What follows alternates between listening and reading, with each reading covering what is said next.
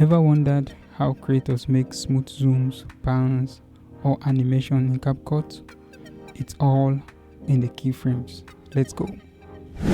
Static edits are usually boring, so let's add some motion magic with keyframes.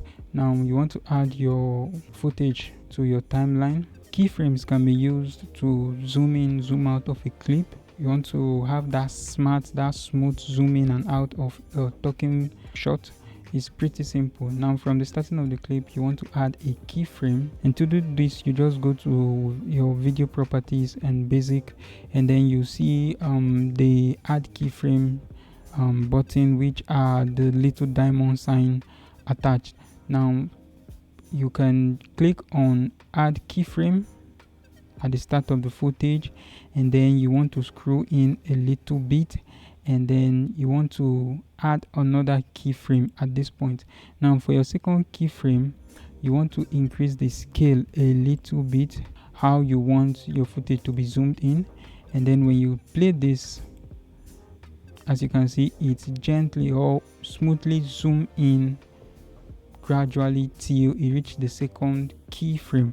Now this is how you can add a smooth zoom in on Capcut on your clip, and it's pretty simple. Now let's try out another example. Now let's add this footage to our timeline, and then we are clicking and dragging the second one on top. So as you can see, these are still pictures. Alright, if you play this, they are just still pictures.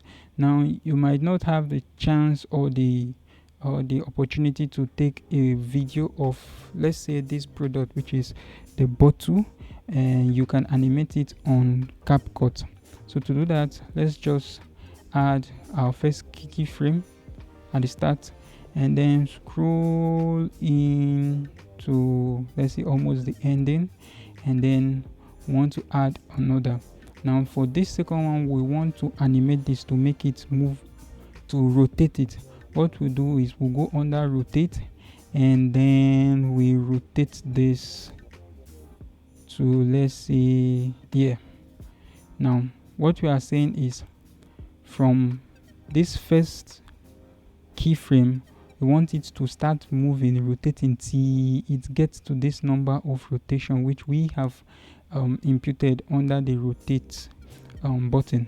Now if you play this, a still footage which you just took, we actually got this from Free Pics Online, and let's reduce the scale a little bit so it matches our, yes, I think that's good. If you play this, it rotates. So our still picture, which is just a still bottle, has been made to move according to how we want it to. You can do a lot with keyframing. So now you can also use keyframing to do a lot. Let's say we want this to quickly fade out, or let's say we want to carry out a simple transition. This footage, we want it to transition from a black and white footage into a colored footage. To do that is pretty simple. We just go under the adjustment layer, the adjustment button, and then we click on saturation.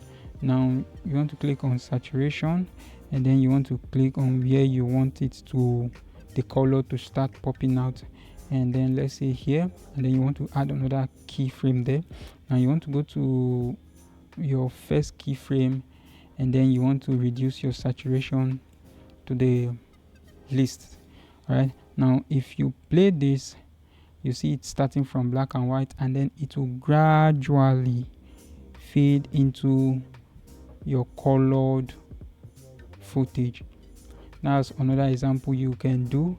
So you can do this to carry out a lot of transitioning. Maybe you have a scenario where the person might just be discussing about a previous topic and you just want it to fade. You can do this. Keyframing can also be used in opacity. Now if you want your objects or you want your footage to fade in gradually using the opacity, you just go to your basic under the video property, click on blend, and then you see your opacity. Now you just want to add, like always, add the first keyframe, and then let's say we screw in a little bit, and then you want to add another. Now you want to go to your first keyframe, and then you want to reduce the opacity, and now if you play this, you see it will gradually fade in. Alright, so this is useful when you are just starting the clip, or when you are transitioning into another clip. This can also be done. This is another perfect example of the use of keyframing. Alright, now when it comes to keyframing, the distance between your first keyframe to the next matters a lot.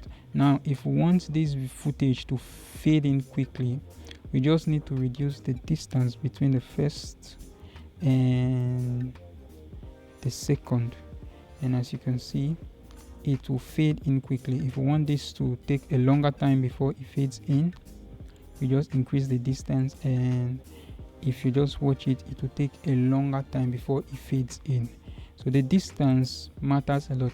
Now you can add more than one keyframe in a timeline or on your footage. You can play with it as much as you want. You can